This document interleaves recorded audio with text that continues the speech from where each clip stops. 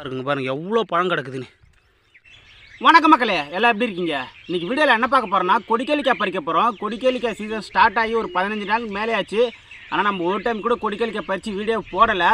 கொடிக்கேலிக்காய் பறிக்க வந்திருக்கோம், வாங்க போய் பறிக்கலாம்.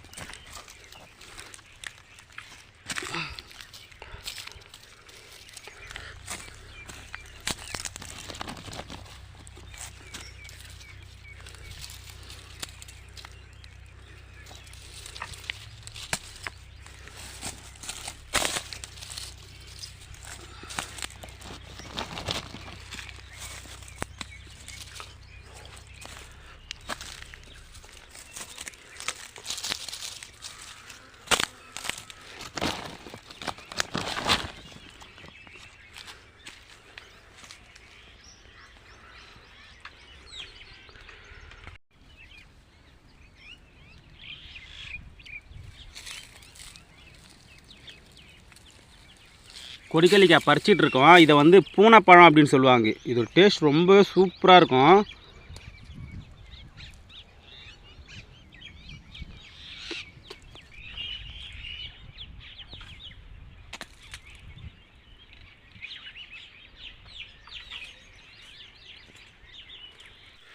எம்மம் பழம் கீழே விழுந்து கிடக்கு பாருங்களா.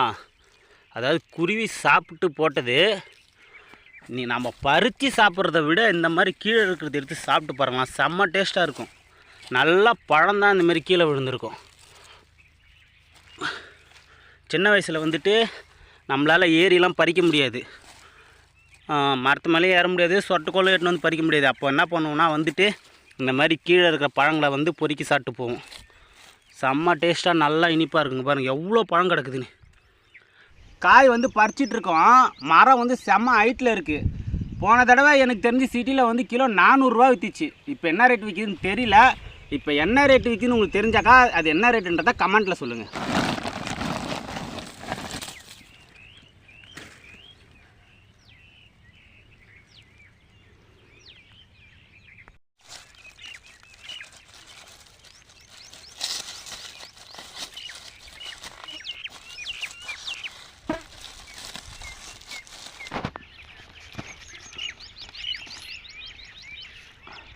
கொஞ்சம் பழம் சாப்பிட்டு அதுக்கப்புறம் மறுபடியும் பறிப்போம். கொடிக்கேலிக்காய் வந்து பறித்து முடிச்சிட்டோம். இந்த தடவை கம்மியாக தான் பறித்தோம், கம்மியாக தான் கிடச்சிது. ஆனால் நல்ல ஒரு இனிப்பாக நல்ல ஒரு டேஸ்ட்டாக சூப்பராக இருந்துச்சு. கொடிக்கேலிக்காய் வந்து பறித்து முடிச்சிட்டோம். விலை அதிகமாகவே விற்றாலுமே இது வாங்கி சாப்பிடுங்க. ரொம்ப ஆரோக்கியமானது, இயற்கையானது. டேஸ்ட்லேயே நிறைய விதம் இருக்குது. தோற்கும், மாரடிக்கும், இனிப்பாக இருக்கும். பார்த்தா கண்டிப்பாக ஒரு முறை வாங்கி சாப்பிடுங்க, நல்லாயிருக்கும். இந்த வீடியோ பற்றி நீங்கள் என்ன நினைக்கிறீங்க கண்டிப்பாக கமெண்ட்டில் சொல்லுங்கள். வீடியோ பிடிச்சிருந்தா ஒரே ஒரு லைக்கை தட்டி விடுங்க. கண்டென்ட் பிடிச்சிருந்தா சப்ஸ்கிரைப் பண்ணி ஃபாலோ பண்ண மறக்காதீங்க.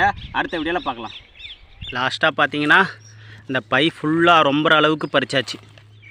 பை மட்டும் இல்லை, தம்பிக்கும் கொஞ்சம் கொடுத்து அனுப்பிச்சேன். வேணுன்ற அளவுக்கு பறிச்சாச்சு.